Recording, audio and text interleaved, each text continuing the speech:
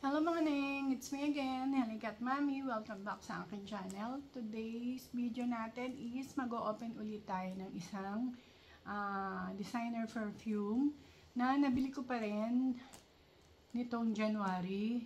Isa siya dun sa tatlo kasi yung nabili kong designer perfume ngayong January, yung unang perfume na nabili ko ng 2025. So, ito siya. So, ayan. Yung kanyang pangalan is Le Viabel Soleil Crystal. So, ayan siya. Eau de Parfum. So, ayan. And, favorite ko talaga yung OG nito. Parang pang second bottle ko na to. Ito yung OG. Ayan. Malapit na naman siyang maubos. Nasa kalahati na siya. And meron akong reserva nito. Isang bote pang ganito and may kasama pang refill. So, sobrang addict dito sa perfume na to. Kahit sabihin ng iba na medyo pang adult or masyadong loud, Wapakels. Basta siya yung favorite ko. First, ito yung favorite ko. Pangalawa, yung Libre. Lib. Yan.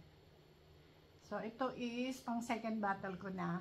Meron akong reserva nito na ganito rin, 100 ml. And may kasama siyang refill. Nabili ko siya din ng 50% dun sa site noong December. So, November pala, nung Black Friday sale.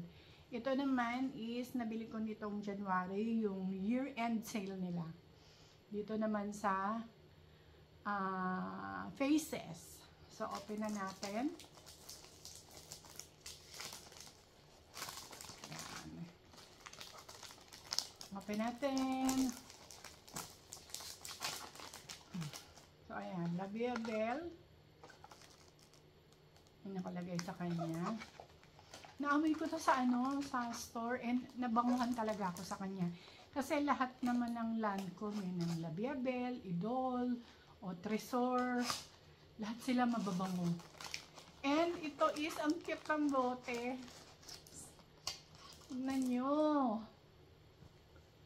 Diba? Very decent yung bote niya. So, ayan. And iba yung bote niya, matangkad kesa dito. 100 ml lang to Pero ito is 100 ml lang din. Diba? Parang same naman ang lapad, pero magtataka ka bakit mas malaki yung bote, diba? So, ayan. Ayan, kaibahan nila. Ang ganda ng bote niya. So, and yung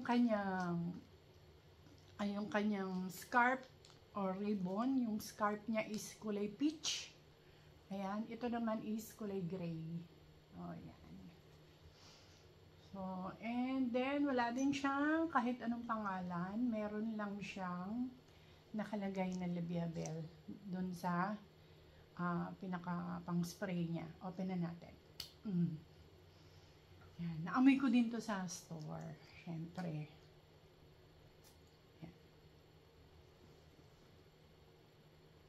Bango. Bango niya. Andun din yung DNA nung OG. Pero, naamoy ko sa kanya yung coconut. So, maganda to pag summer. Kaya ko siya binili para kasi, bihira akong bumili ng, yung mga fresh na pang summer na perfume. So, ayan siya. Ang ganda, diba?